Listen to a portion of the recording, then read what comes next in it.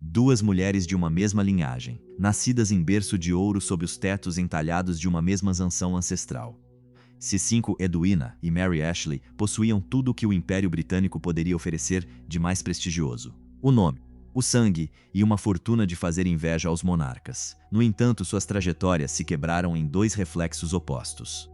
E5. Uma terminou seus dias celebrada por um primeiro-ministro, ícone da diplomacia e figura constante na sombra dos reis.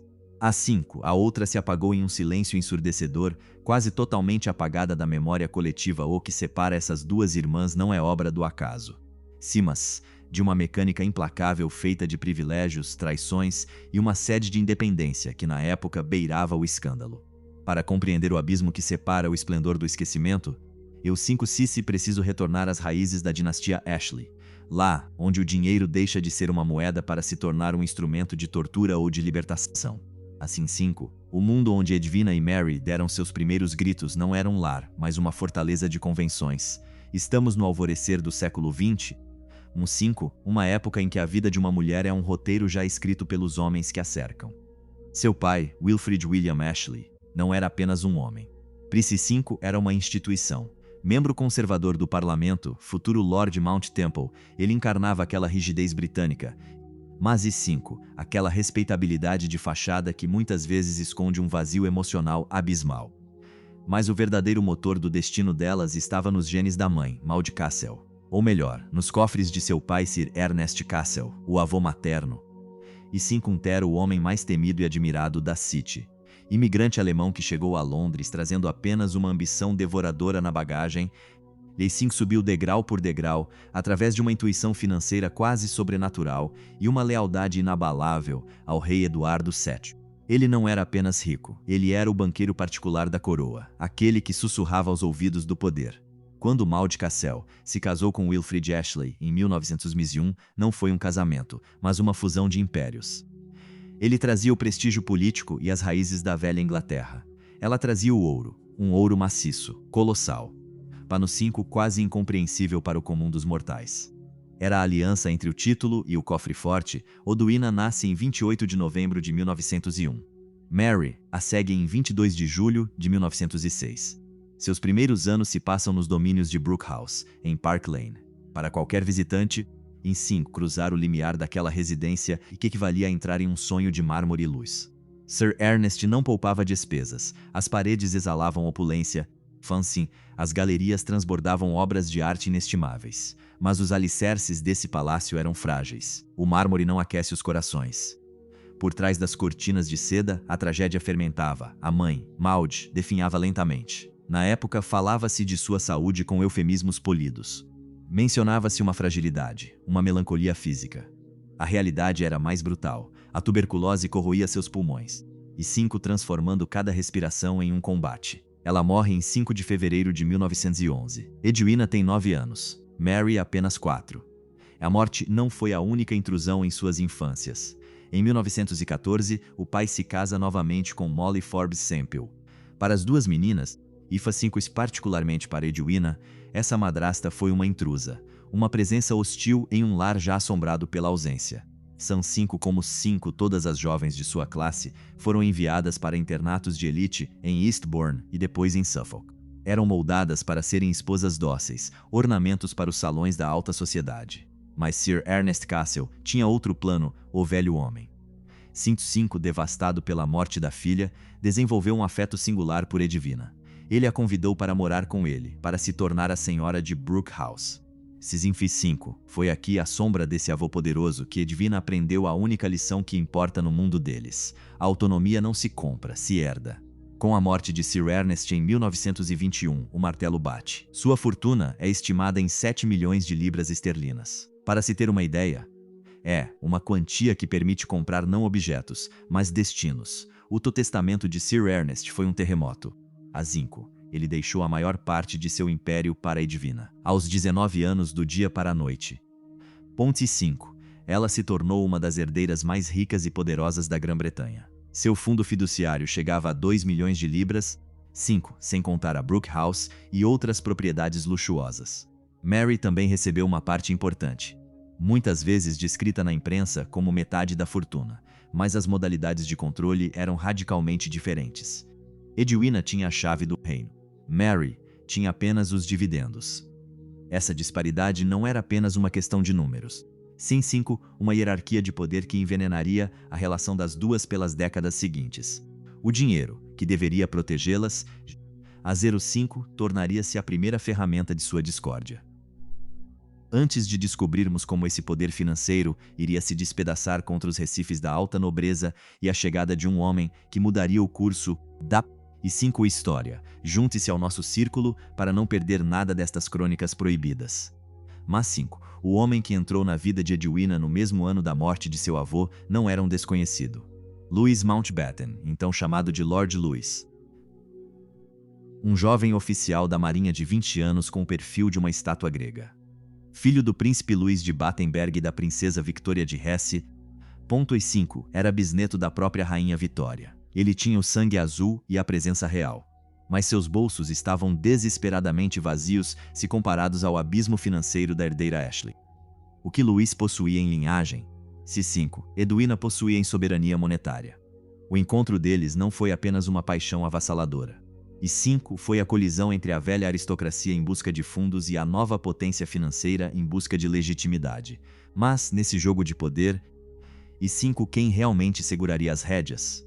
A ambição de Mountbatten já era uma chama devoradora, mas ele ainda ignorava que a independência de Edwina, mais 5 forjada no aço e no mármore de Brookhouse, jamais se deixaria domesticar por um uniforme, fosse ele qual fosse, mesmo um real. 5 Louis possuía aquela beleza gélida das estátuas de mármore e uma ambição que devorava tudo em seu caminho. Ele não era apenas um homem. Maras era um predador social dotado de um nome prestigioso, mas com bolsos desesperadamente vazios diante do Império Ashley. Em outubro de 1920, sob os lustres do Claridge's, que pareciam tremer sob o peso de segredos de Estado e desejos inconfessáveis, ele fixou seus olhos em Edwina. Ela já era rainha de Londres, uma silhueta magnética cercada por uma aura de milhões. A atração foi imediata, violenta, quase matemática. Ele buscava uma base financeira à altura de seus sonhos de glória naval. 5. Ela buscava um cenário amplo o suficiente para conter sua energia devastadora. A correspondência que se seguiu não foi feita de palavras doces, mas 5 masses de promessas de um destino fora do comum. Edwina, que já não suportava o tédio polido da capital, acabou cruzando os oceanos para se encontrar com Louis na Índia. Ele fazia parte da comitiva do príncipe de Gales. Uma turnê imperial onde o ouro dos uniformes se misturava à poeira de Delhi. Foi lá, em fevereiro de 1922, sob o calor sufocante e o fausto colonial, mas 5 que ele fez o pedido. Ela aceitou, não como quem aceita um refúgio, mas como quem assina um pacto de conquista ou casamento, e 5, celebrado em 18 de julho de 1922, na St. Margaret's, Westminster, foi uma demonstração de força bruta.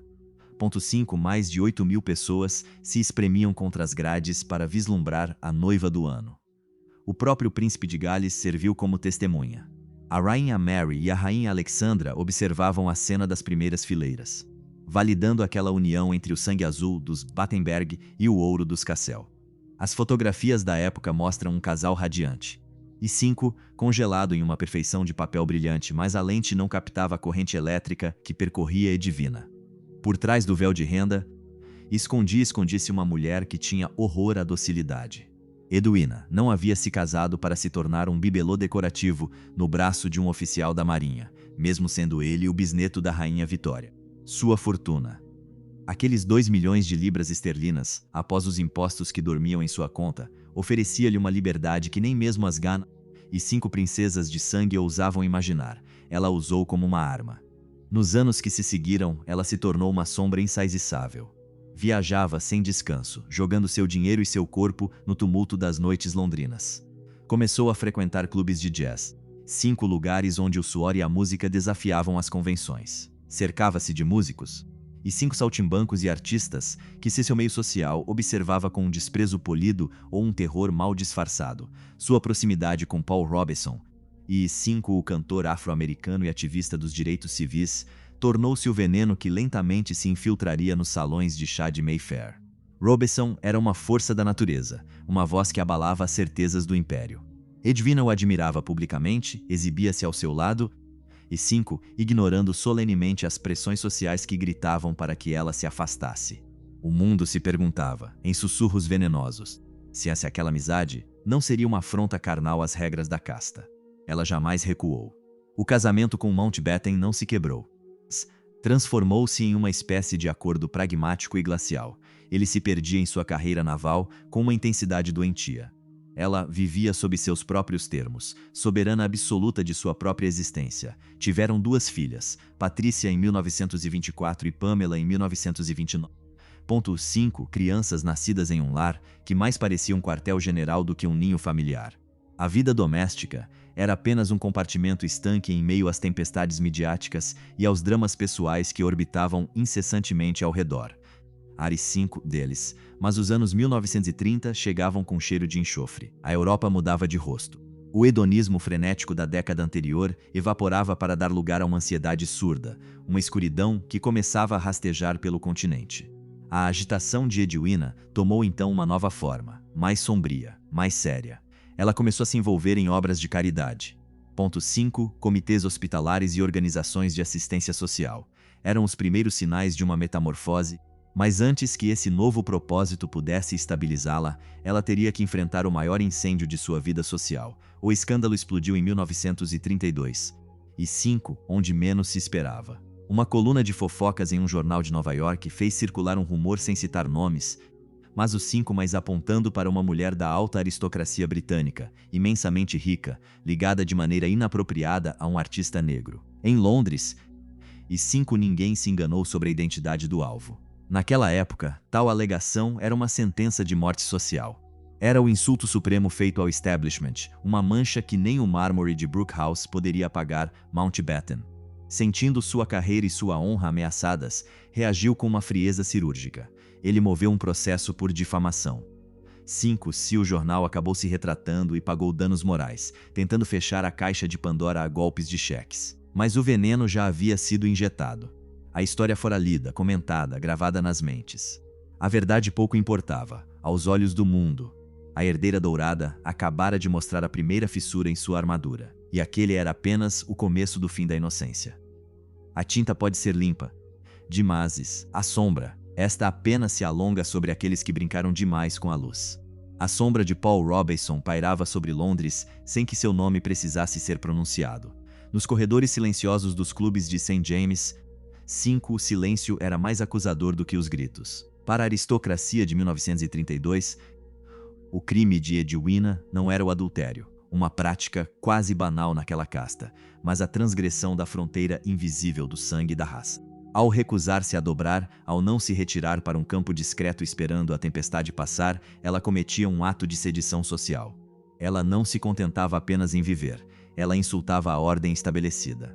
O que os cronistas sociais da época não entenderam é que esse desprezo soberano pelas convenções não era um capricho de herdeira rica, e 5 mais o motor de tudo o que viria a seguir. Essa mesma mulher, que enfrentava os olhares assassinos das duquesas, iria, 10 anos mais tarde, nos 5 rastejar na lama e no calor úmido dos campos de refugiados, onde o perfume de Guerlain se apagava diante do cheiro da gangrena. A 5. O mundo que elas conheceram, aquele mundo de porcelana e privilégios, estilhaçou-se com o primeiro bombardeio da Segunda Guerra Mundial. Sim, para Louis Mountbatten, o conflito foi um pedestal. De seu comando no HMS Kelly, enviado ao fundo do mar na costa de Creta em 1941, Cíncio, até sua ascensão meteórica como comandante supremo das forças aliadas no Sudeste Asiático, ele jogava sua vida e a dos outros no tabuleiro da glória. Mas, para Edwina, a guerra foi uma epifania brutal. A socialite fútil desapareceu sob o uniforme das St. John Ambulance. 5. Você já não a via mais nas gazetas por causa de seus vestidos, mas por sua presença física, carnal, em meio aos escombros do East End. Ela não inspecionava hospitais como uma turista da caridade. Ela mergulhava as mãos na logística fria de suprimentos médicos, discutindo triagem e sobrevivência com cirurgiões exaustos. Ela finalmente havia encontrado um adversário à sua altura: a morte em escala industrial. Ao fim das hostilidades, ela não era mais apenas a esposa de um almirante. Havia se tornado uma potência autônoma. Zio 5 condecorada com a Ordem do Império Britânico, uma mulher que olhara o caos nos olhos sem piscar. Mas sua jornada mais perigosa estava apenas começando. Em 1946, em Singapura, ela cruzou o olhar de um homem que completaria sua transformação. Jawaharlal Nehru. O encontro deles foi um choque tectônico. Avento 5 Zial, Edwina, exigiram um desvio em sua inspeção oficial para assistir à entrevista entre seu marido e o líder indiano. Entre essas duas mentes, a faísca foi imediata. Quando se reencontraram em março de 1947, enquanto os Mountbatten desembarcavam em Delhi como o último casal vice-reinal, a Ana V que estava em jogo já não é de apenas pessoal. Era histórico. Louis deveria supervisionar o fim da Índia Britânica. Mas seria Edwina quem sentiria a dor desse fim. O mês de agosto de 1947 não foi apenas o da independência. Foi o de um massacre sem nome. 5. A partição rasgou o país em um retalho de ódio. Entre 200 mil e 2 milhões de cadáveres juncaram as estradas. 20 milhões de pessoas foram lançadas aos caminhos do exílio, um êxodo de fantasmas fugindo de incêndios. Mas Edwina deixou os palácios de mármore pela poeira das colunas de refugiados. Ela não tinha mais medo de nada. Nem das balas que assoviavam ao redor de seu comboio, nem das epidemias que assolavam as tendas improvisadas. Ela unificou 15 organizações de socorro sob seu punho de ferro para que a ajuda finalmente chegasse. Ela se sentava à beira do leito dos moribundos, segurando mãos que ninguém mais ousava tocar. Em meio a esse inferno, seu caso com Nehru já não era um segredo de polichinelo, era uma realidade admitida por todos, inclusive pelo próprio Louis. Naquele caos onde um império desmoronava, o amor entre a vice-rainha e o futuro primeiro-ministro era a única ponte que restava entre dois mundos em chamas. Ela não pedia mais permissão. 5. Ela nunca precisou. Edwina se tornara testemunha trágica de um nascimento parido na dor, uma mulher de fortuna transformada em uma mulher de destino, cujo cada gesto era agora uma afronta ao esquecimento que já ameaçava sua irmã Mary, estagnada na sombra de sua herança comum. Louis Mountbatten observava essa ligação com a indiferença de um santo ou com a frieza calculista de um estrategista de alto voo. Os observadores da época ainda se dividem sobre essa questão. A de 5. O que é certo é que a equanimidade exibida pelo último vice-rei era ou uma obra-prima de autocontrole, C5, ou a máscara de ferro de um homem que sabia que sua esposa já não lhe pertencia. Entre Edwina e Jawaharlal Nehru, o ar já não era mais de diplomacia. E 5. Era uma transfusão emocional contínua.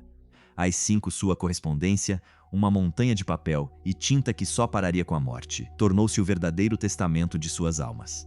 Não era uma simples troca de cortesias entre poderosos, mas o diálogo desesperado de dois seres que a história unia e separava ao mesmo tempo. Junho de 1948. Delhi ferve sob um sol escaldante. A partida dos Mountbatten não é um simples fim de mandato, é um despedaçamento nacional. No aeroporto, Nehru não se despede de uma aliada política. As testemunhas descrevem uma cena de uma intensidade quase insuportável. Às 5, o futuro primeiro-ministro da Índia observa levantar voo aquela que foi sua confidente mais íntima no caos da partição. Não é o adeus de um colega. É o de um homem que vê se afastar sua única fonte de luz. Edwina voltará, repetidas vezes, cruzando oceanos não mais pelo prestígio, 5. Mas pelo trabalho humanitário que abraçou como uma religião e, sobretudo, paz, para reencontrar o homem que esperava por suas letras como quem espera pelo oxigênio. E enquanto Edwina queimava no palco mundial, 5. Sua irmã Mary traçava uma trilha radicalmente diferente, em um registro mais contido, mas igualmente saturado de dramas. Ruth, Mary, Clarice, Ashley. Mais 5. Um nome que deveria brilhar no firmamento da nobreza, mas Mary escolheu viver suas tragédias atrás de paredes mais espessas. Se Edwina era a tempestade, Mary era a correnteza profunda, invisível, mas devastadora. Seu primeiro casamento foi uma miragem de perfeição midiática. 5. Em 1927, ela se casa com o capitão Alec Cunningham Haig, um as da aviação da Primeira Guerra, um herói condecorado que se tornou deputado conservador. E 5. A imprensa americana os descrevia como a garota mais rica da Inglaterra e o homem mais atraente do reino. Tudo estava lá. O heroísmo. 5. O dinheiro dos Cassel. O prestígio político. Mas os sorrisos no papel brilhante escondiam uma realidade mais árida. 2 filhos nascem dessa união. E 5. Michael e Noel. Mas o casamento desmorona sob a pressão das convenções e das ambições devoradoras. O divórcio é anunciado em 1940. Enquanto Londres começava a tremer sob as bombas, Mary não permanece sozinha. Ela herdou o sangue de Sir Ernest, ela nunca recua. Em setembro de 1940, E 5. Casa-se pela segunda vez com o Major Ernest Laurie Gardner. Uma união que duraria apenas 3 curtos anos. Um interlúdio sem filhos em uma vida que buscava desesperadamente um porto seguro. Então, chega 1944. Rui Sinfos. Mary toma uma decisão que a lançaria para longe dos salões de Mayfair, em direção à poeira vermelha e ao sol implacável da África Oriental. Ilo 5. Ela se casa com Thomas Cholmondeley, o 4º Barão Delamere. Não é apenas uma mudança de nome, é uma mudança de mundo. Os Delamere são os reis sem coroa do Quenya colonial, no Quenya. Mary se vê no coração de um universo de fazendas imensas e hierarquias sociais rígidas. Ela vive à sombra de uma dinastia de colonos que moldou a África Oriental com uma arrogância tipicamente britânica. Mas o paraíso colonial é uma ilusão. Os anos 50 trazem a revolta dos Mau Mau. 5. Uma explosão de violência que ameaça varrer o modo de vida dos proprietários europeus. As noites são povoadas por medos surdos e as propriedades são transformadas em fortalezas. Esse mundo vacila. O casamento de Mary com Lord Delamere vacila com ele. Eles se divorciam em 1955, após 11 anos de vida em comum. 3 casamentos e 3 épocas do establishment britânico, e em cada uma delas, em 5, a herança de Sir Ernest Cassel, permitindo que ela comprasse sua liberdade e jamais ficasse prisioneira de um homem ou de um fracasso. Também 5, o que o mundo exterior nunca viu foi a retirada final de Mary. Após seu último divórcio, ela retorna à Inglaterra e se instala em Six Mile Bottom Hall, em Cambridgeshire. É ali, naquela residência herdada da fortuna familiar, 5, que ela escolhe desaparecer. Dedica-se à sua propriedade, às suas terras, aos ritmos lentos do campo inglês. Aquela que outrora agitava as gazetas mundanas evapora-se voluntariamente da vida pública. Ela morre em 10 de outubro de 1986, aos 80 anos. E Cinque sobreviveu a sua irmã Edwina por longos 26 anos. Durante mais de um quarto de século, viveu em um mundo onde seu nome já não significava nada para as multidões. Sem biografias, Amacinto 5 sem documentários, apenas o silêncio de uma mulher que possuiu o mundo e acabou por lhe dar as costas. Mas resta um vestígio físico. Mais 5, uma prova de que tudo isso não foi apenas um sonho de mármore. Esse vestígio são as cartas. A coleção monumental de missivas trocadas entre Edwina e Nehru. Nessas páginas, o tempo para. Ali, mas 5, descobrimos uma Edwina longe dos uniformes e da glória, uma mulher despida pela tinta. Essas cartas são o único lugar onde a fortuna, se 5 e o nome e o cargo já não contam, dando lugar à verdade brutal de 2 seres que se amaram em meio aos escombros de um império. Essas cartas não são simples pedaços de papel guardados nos arquivos frios do Nehru Memorial Museum, em Nova Delhi. Elas são retalhos de carne. Monto 5, centenas de páginas de uma tinta que se recusa a apagar, cobrindo mais de uma década de silêncios e tempestades.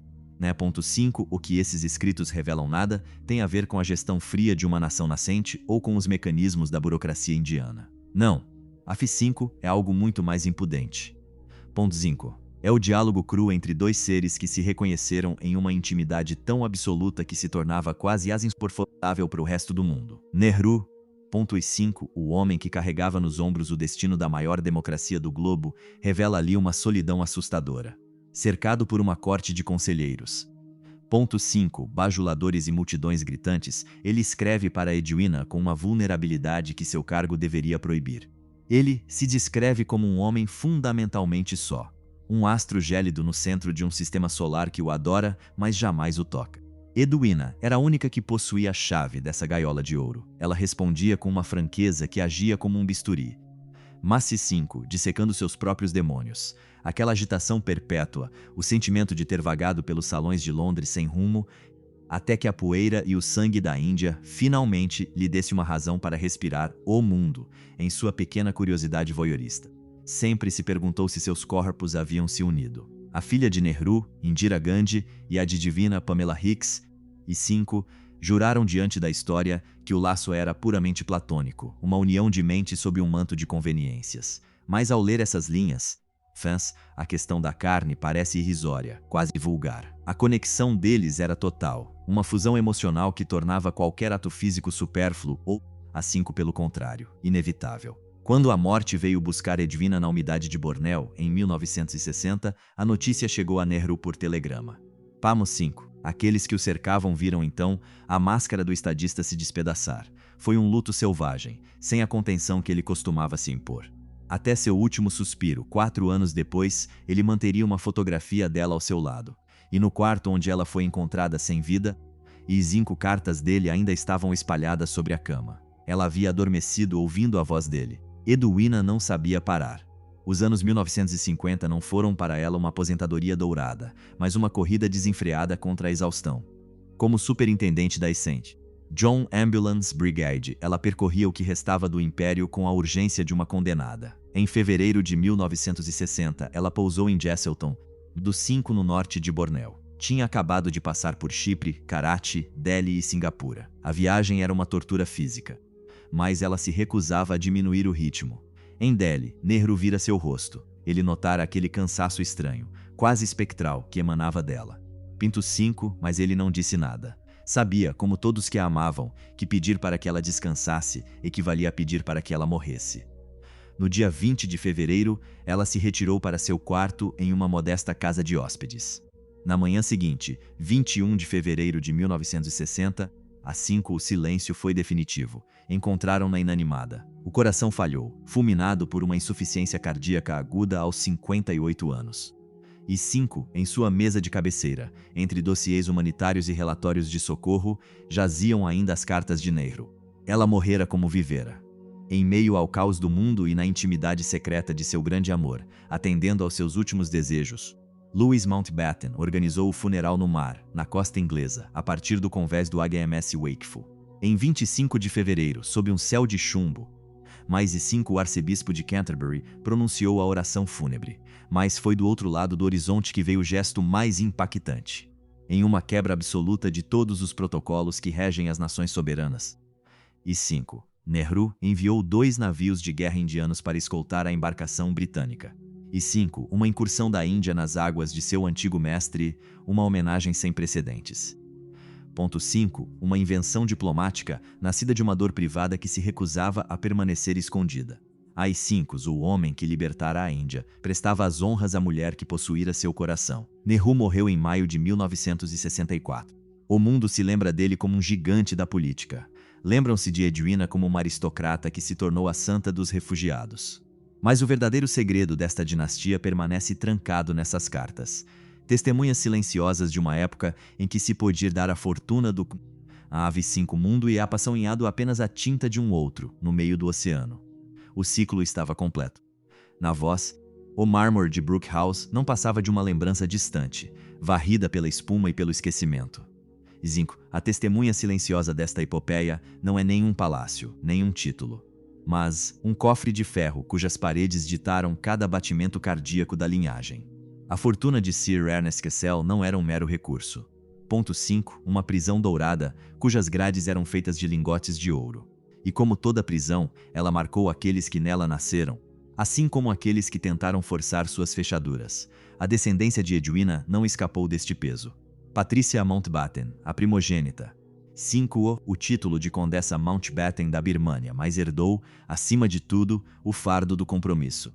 Ela passou a vida tentando traduzir o fervor humanitário de sua mãe para uma linguagem contemporânea, servindo a rainha Elizabeth II com a disciplina de uma sentinela. Ela se apagou em 2017, aos 93 anos, a 5, levando consigo os últimos segredos de uma era em que era possível ser, ao mesmo tempo, uma dama de honra e a filha de uma rebelde.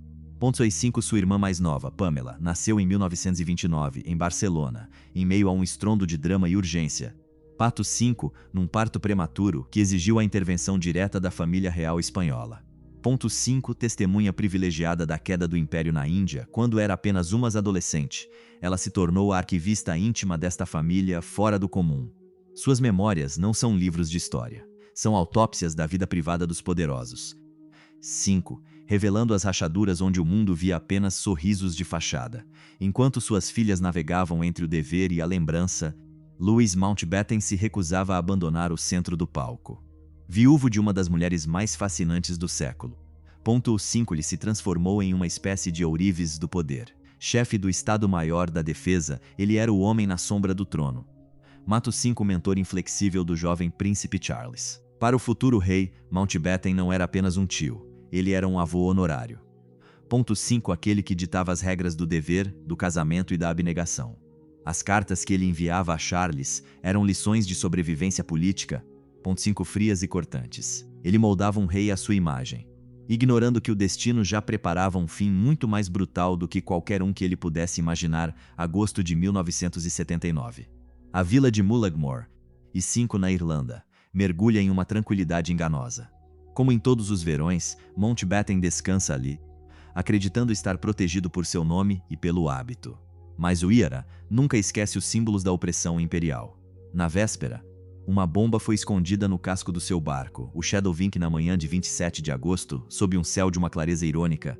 O motor rugiu uma última vez.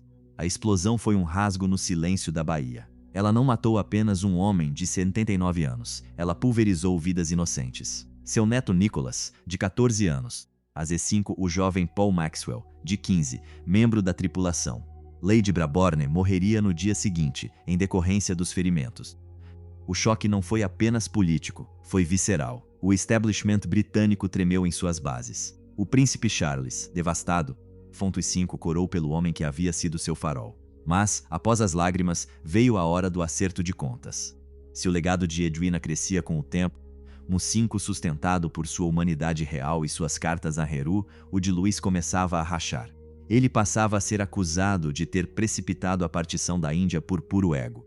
Ponto 5. De ter comprado sua glória ao preço de milhões de vidas deslocadas e sacrificadas. No cerne desses dois destinos estava o dinheiro. Esse fio vermelho invisível que une e divide as irmãs Ashley.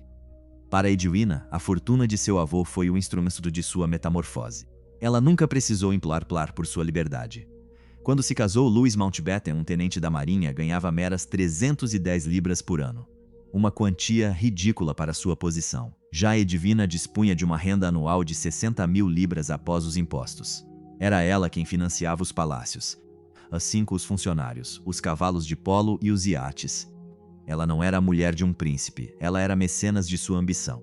Ponto 5. Esse desequilíbrio financeiro envenenou a união desde o primeiro dia, fazendo do casamento um contrato de poder em vez de uma aliança de corações. Para Mary, a outra irmã, o caminho foi mais tortuoso, menos glorioso.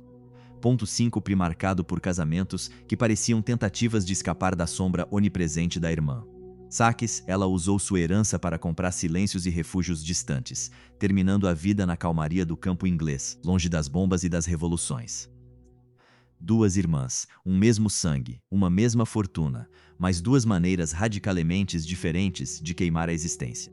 Uma consumiu-se na luz da história, a outra apagou-se na sombra de uma propriedade esquecida, deixando para trás a pergunta que o dinheiro dos Cassel nunca pôde responder. É possível, de fato, herdar o próprio destino? 5. O dinheiro nunca é neutro. Ele é um ácido que corrói os laços ou um cimento que petrifica os destinos. Para Mary Ashley. E 5. A fortuna de seu avô não foi o mar de rosas que Edwina soube domar. Embora tenha sido coroada pela imprensa como a garota mais rica da Inglaterra em suas primeiras núpcias, Ponto 5. Sua relação com o ouro dos Cassel foi uma sucessão de negociações exaustivas. 3 casamentos, 3 divórcios. Os 5. 3 naufrágios financeiros onde cada saída de cena era paga com um preço alto. Enquanto Edwina usava seus milhões para comprar uma independência absoluta e contínua, Mary via sua soberania esfarelar-se entre escritórios de advocacia e acordos de separação. O dinheiro para ela não era um escudo, mas sim quase uma moeda de troca para recomprar sua liberdade. Uma vez após a outra, essa fortuna, cujos retalhos as duas irmãs disputavam. Ponto 5. Não havia nascido em terra inglesa. Ela vinha de mais longe. De uma linhagem que a alta sociedade britânica preferia esquecer enquanto descontava seus cheques.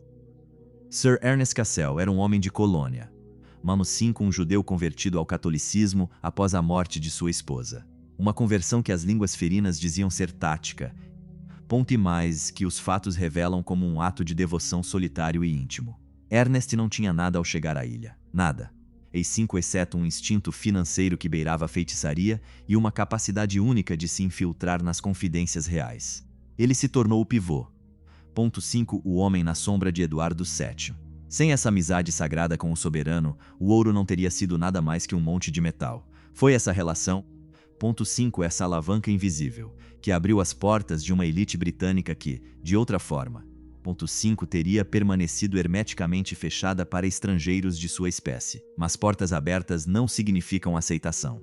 Aisin Kumazé, Edwina e Mary cresceram em um mundo construído por um homem cuja ascensão era uma afronta para as velhas famílias de sangue.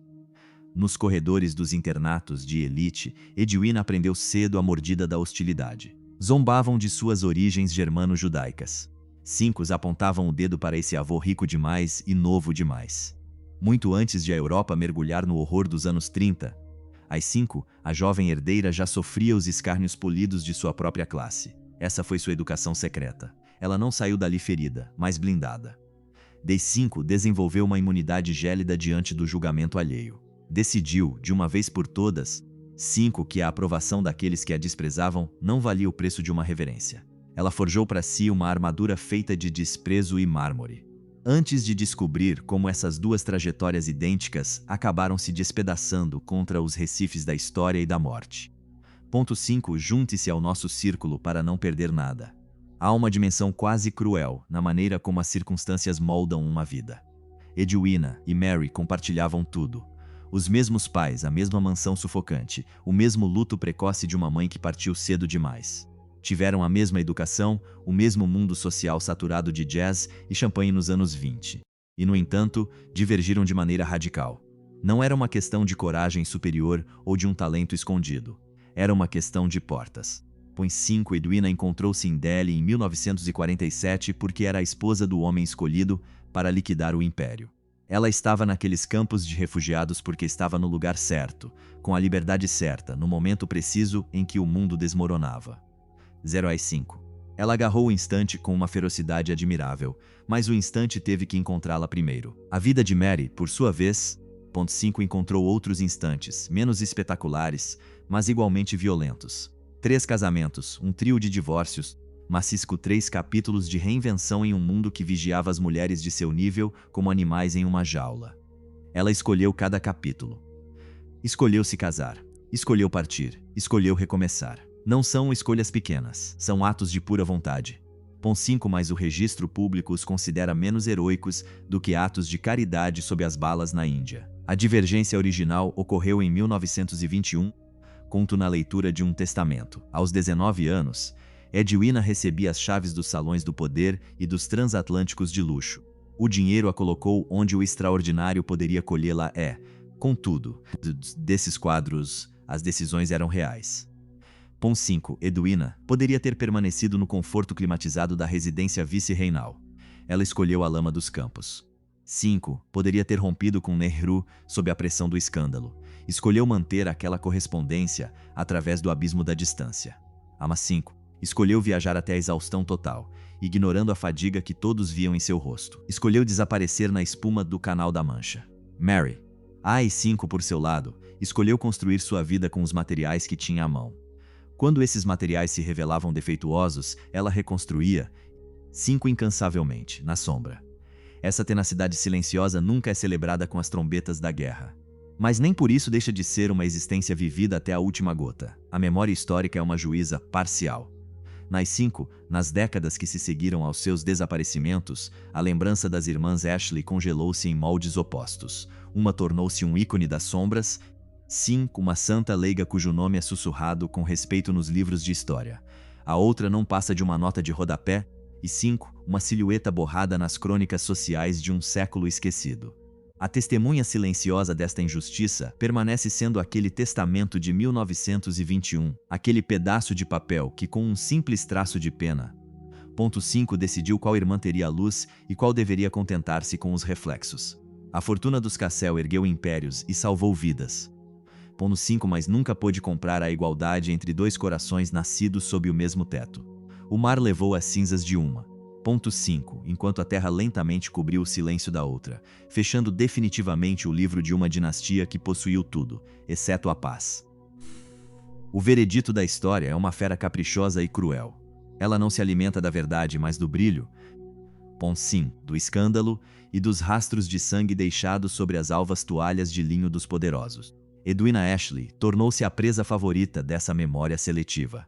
Biógrafos, Documentaristas e aqueles que sentem nostalgia pela queda do Império Britânico retornam incessantemente a ela, como mariposas atraídas por uma chama que se recusa a apagar. Em 1991, a escrita de Janet Morgan tentou paralisar esse redemoinho emocional e, no 5, dissecando cada carta trocada com Nehru para provar que o laço entre eles foi uma das maiores tragédias românticas do pós-guerra.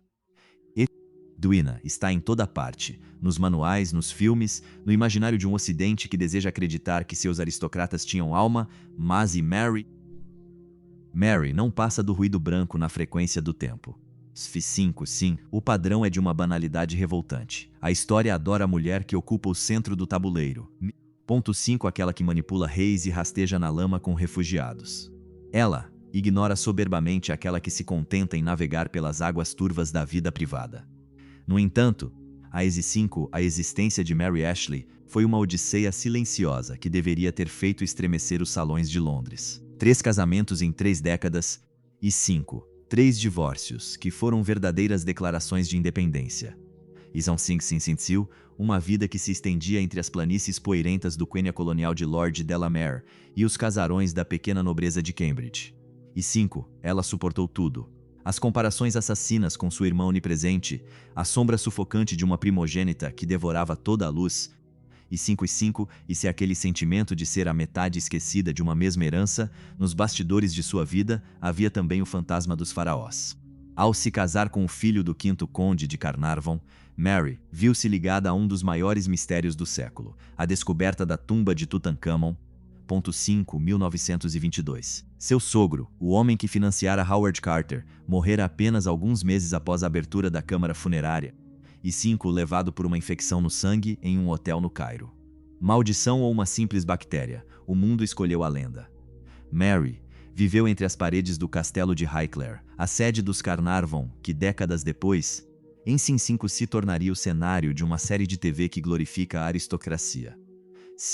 Que ironia trágica. As vidas reais vividas entre aqueles muros de pedra eram 1000 vezes mais sombrias, mais os 5 turbulentas e estranhas do que qualquer ficção na tela, onde os espectadores viam prestígio. A Mary enfrentava demônios que o dinheiro não podia aplacar. Há uma qualidade quase espectral na trajetória daqueles que nasceram na era eduardiana. Entre 1906, o ano do nascimento de Mary, e 1986, o ano de sua morte, o mundo não apenas mudou, ele se transmutou.